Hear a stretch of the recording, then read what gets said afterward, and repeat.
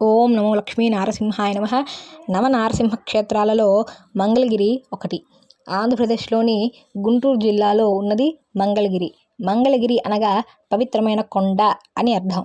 భారతదేశంలోని 8 ముఖ్యమైన మహాక్షేత్రాలలో ఒకటి అని చెప్పవచ్చు.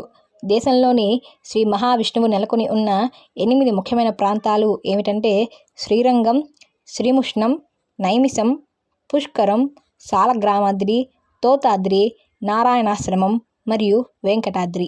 ఈ ముఖ్యమైన ప్రదేశాలలోని తోతాద్రియే ప్రస్తుత వ్యవహార నామకంగా పిలువబడుతున్న మంగళగిరి. శ్రీ మహాలక్ష్మీదేవి ఈ కొండపై తపమాచరించినందువల్ల ఈ కొండ అత్యంత పవిత్రమైన కొండ అయినది. మంగళగిరిలో 3 నరసింహస్వామి ఆలయాలున్నాయి. ఒకటి కొండ మీద పానకాల నరసింహస్వామి, రెండవది కొండ పాదం వద్ద ఉన్న శ్రీ లక్ష్మీ నరసింహస్వామి ఆలయం మరియు 3 కొండ పైన చివరగా ఉన్న గండాల నరసింహస్వామి. కొండ చివరనున్న ఈ ఆలయంలో పూజలు నిర్వహించబడవు, కానీ నిత్యం ఆవునేతి దీపం వెలుగుతూ ఉంటుంది. ఈ దీపాన్ని చుట్టుప్రక్కల గ్రామాలలో నివాసం ఉండే ప్రజలకి కనిపిస్తూ ఉంటుంది. ఈ మహిమాన్వితమైన క్షేత్రంలో దీపారాధన చేయటం ద్వారా సకల శుభాలు, కోరికలు నెరవేరుతాయి. ఈ కొండని ఆకాశం నుండి కాక ఏ దిక్కు నుండి చూసినా ఏనుగు ఆకారంలో కనబడుతుంది.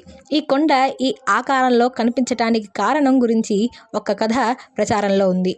పూర్వం హృష్వశృంగి అనే రాజకుమారుడు తన దేహంలోని అన్ని అనారోగ్యాలు తొలగి తిరిగి సంపూర్ణవంతమైన ఆరోగ్యంతో ఉండాలనే కోరికతో ఎన్నో పుణ్య ప్రదేశాలను సందర్శించుకుంటూ చివరగా మంగళగిరి ప్రాంతానికి వచ్చి ఇక్కడే 3 సంవత్సరాల పాటు స్వామికి పూజలు నిర్వహిస్తూ ఉండిపోయాట.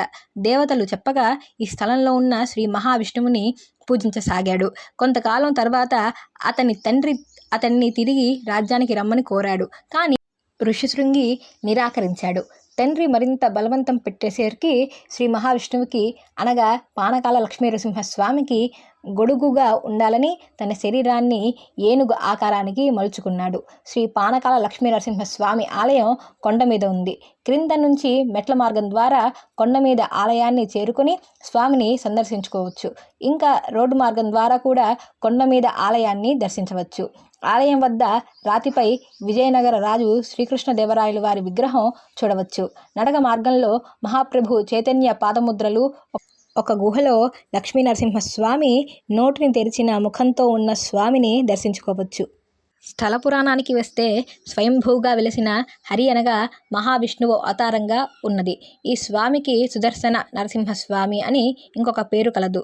నముచి అనే రాక్షసుడు ఘోరమైన తపస్సు చేసి పొడి లేదా తడి ఆయుధములతో చావు లేకుండా బ్రహ్మదేవుని వద్ద వరాన్ని పొందాడు. వరగర్వంతో ఇంద్రాది దేవతలను హింసించసాగట. శ్రీ మహావిష్ణువు ఆజ్ఞతో ఇంద్రుడు నముచి బలగాన్ని నాశనం చేశాడు. నముచి సూక్ష్మకారంలో అంటే ఒక చిన్న రూపంలో ఒక గుహలో దాగి ఉన్నాడు. ఇంద్రుడు శ్రీ మహావిష్ణువు యొక్క సుదర్శనమును సముద్ర రూపంలో గుహలోకి పంపగా సుదర్శనము మధ్యలో నరసింహుని రూపంలో ఉన్న శ్రీ మహావిష్ణువు తన నిశ్వాసాగ్ని చేత నముచిని సంహరించారు. ఈ విధంగా ఇక్కడి నారసింహునికి సుదర్శన నారసింహుడనే నామం వచ్చింది. ఉగ్ర రూపంలో ఉన్న నరసింహస్వామిని శాంతించమని దేవతలు ప్రార్థించి ఆ స్వామికి అమృతాన్ని ఇవ్వగా అది స్వీకరించి స్వామి శాంతించారట. ఇది కృతయుగంలో జరిగిన గాథ.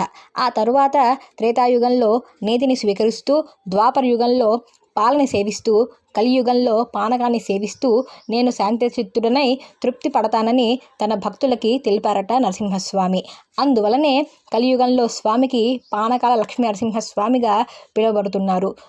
త్రేతాయుగంలో భక్తులు పాపాల్ని పోగొట్టుకొని ముక్తిని పొందే మార్గాన్ని చూపమని ఇంద్రుణ్ణి ప్రార్థించగా మంగళగిరిలోని శ్రీ లక్ష్మీ నరసింహస్వామిని సేవించి స్వర్గాన్ని పొందమని వారికి తెలిపాడట. కృతయుగంలో పాపులు చాలా తక్కువ మంది. వారి పాపాలని మంగళగిరి స్వామిని ప్రార్థించటం వల్ల పాపాలు పోగొట్టుకొని స్వర్గాన్ని చేరతారని స్వయంగా యమధర్మరాజు తెలిపాడు. కృతయుగంలో అంజనాద్రిగా, త్రేతాయుగంలో తోతాద్రిగా, ద్వాపర యుగంలో ముక్త్యాద్రిగా, కలియుగంలో మంగళాద్రిగా, ఆపై మంగళగిరిగా భాసిల్లుతూ భక్తుల పాపాల్ని కడిగివేస్తోంది మంగళగిరి మహాదివ్య క్షేత్రం.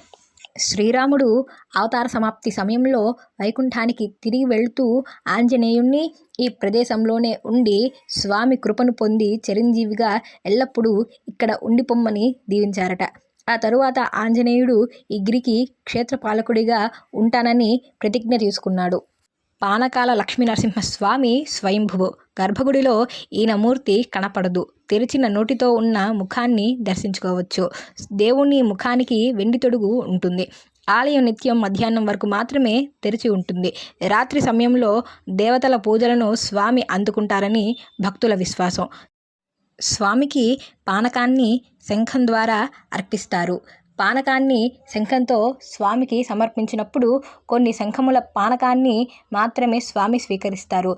స్వామివారు తృప్తి చెందినప్పుడు శంఖములోనికి పానకము వెనక్కి వస్తాయట.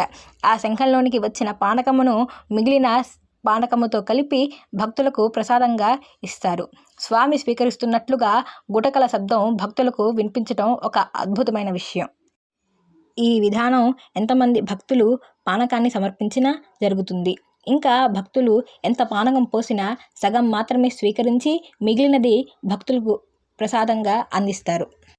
ఇక్కడ ఇంకొక అద్భుతం ఏమిటంటే బెల్లంతో తయారయ్యే ఈ పానకం స్వామి ముఖాన్ని తడిపినా కూడా ఒక్క ఈగ కూడా అక్కడికి ప్రవేశించదు.